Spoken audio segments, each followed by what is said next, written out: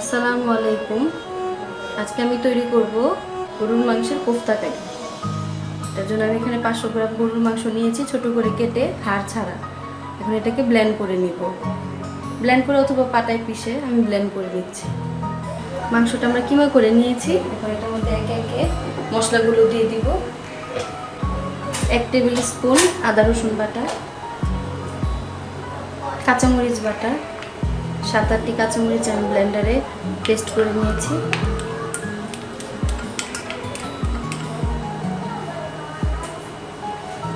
Half cup পেঁপে বাটা,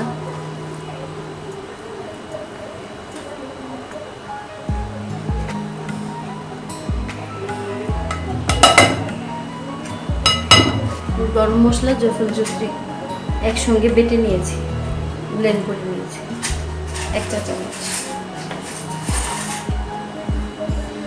bread ক্রাম দিয়ে দিচ্ছি। আমি সবগুলো ব্রেড ক্রাম দিব না, এখানে 1 কাপ ব্রেড ক্রাম আছে।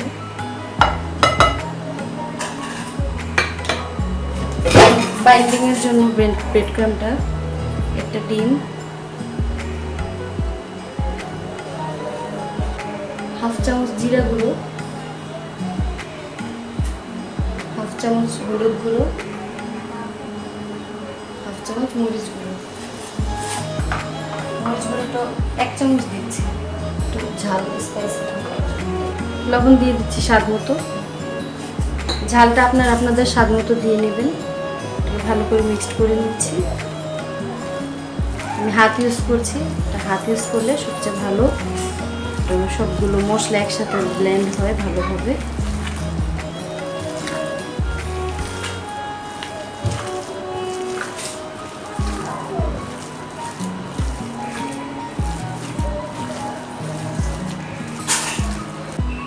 হাতে তেল মেখে নিয়েছি, এখন এগুলোকে একটা একটা করে বলের মতো শেপ দিব। আপনাদের পছন্দ মতো শেপ দেবেন, কিন্তু কোফতার যে শেপটা হচ্ছে এরকম, নানি দাদিদের হাতের রেসিপি।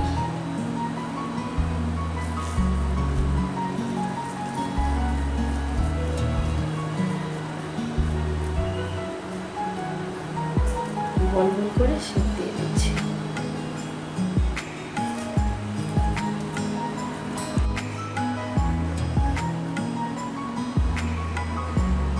কোফতাগুলো বানিয়ে নিয়েছি বলের শেপ দিয়ে।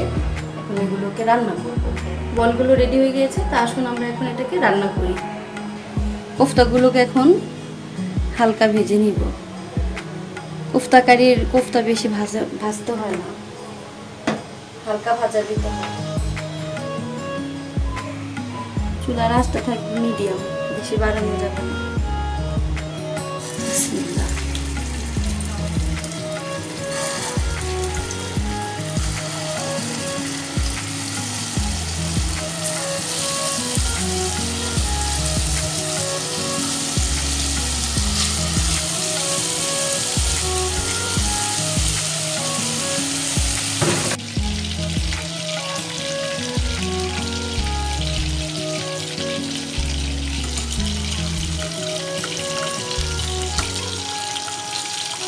খুব আস্তে করে উল্টে দিতে হবে।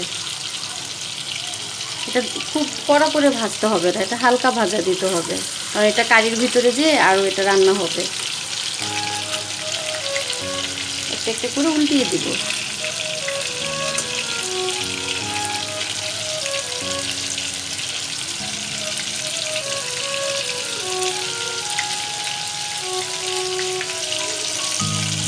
ভাজা হয়ে গিয়েছে, একটা একটা করে উঠিয়ে নেব।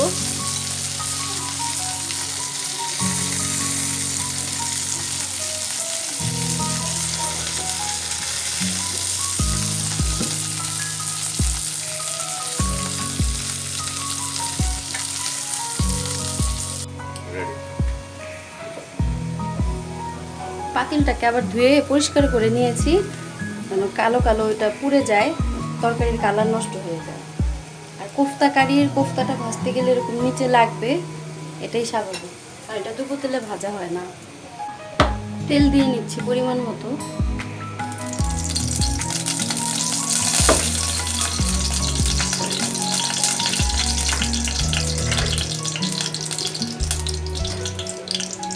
তেজপাতা, 3টা এলাচ, লং, একটা বড় দারুচিনি, পেঁয়াজ বাটা দিয়ে নিচ্ছি 1 কাপ, সরি 1/4 কাপ।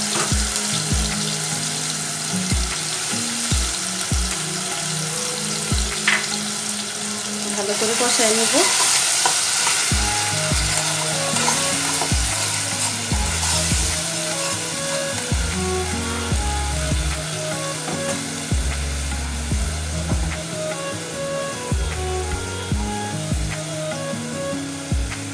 হাফ চামচ আদা রসুন বাটা,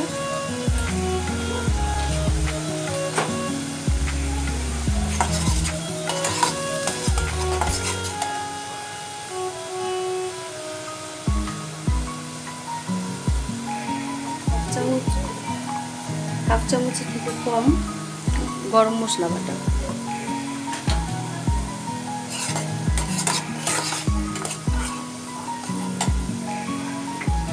আর একটু তেল লাগবে, আমি আর অল্প একটু তেল অ্যাড করতেছি।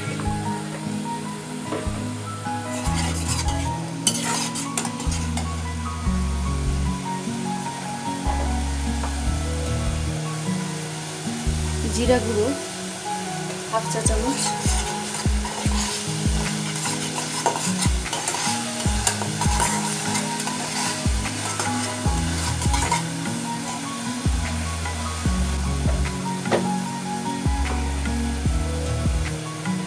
সামান্য পরিমাণ হলুদ গুঁড়ো,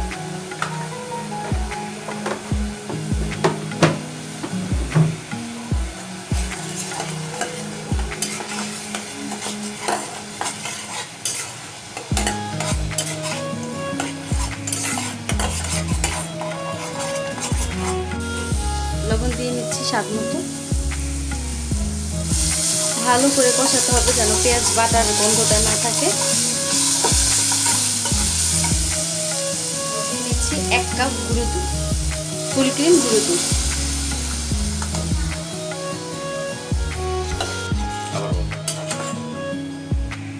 এক কাপ দুধ দিয়ে নিচ্ছি। 4 চামচ গুঁড়ো দুধ গুলিয়ে 1 কাপ পানি দিয়ে লিকুইড করে নিয়েছি, কারণ গুঁড়ো দুধটা ডাইরেক্ট দিলে জমাট বেঁধে যাবে, অবশ্যই গুঁড়িয়ে নিতে হবে।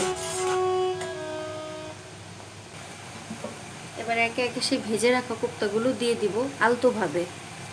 খুব সফট হয়েছে, আলতোভাবে একটা একটা করে বিছিয়ে দিই। চামচের সাহায্যে করবেন, হাত দিয়ে দিতে গেলে অনেক গরম লাগে, হাত পুড়ে যাওয়ার সম্ভাবনা থাকবে।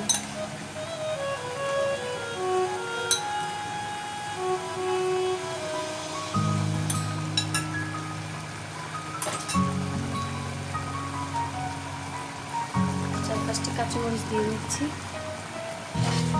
এটাকে ঢেকে কোনোভাবে নাড়া যাবে না, এভাবে করে নাড়িয়ে দিতে হবে।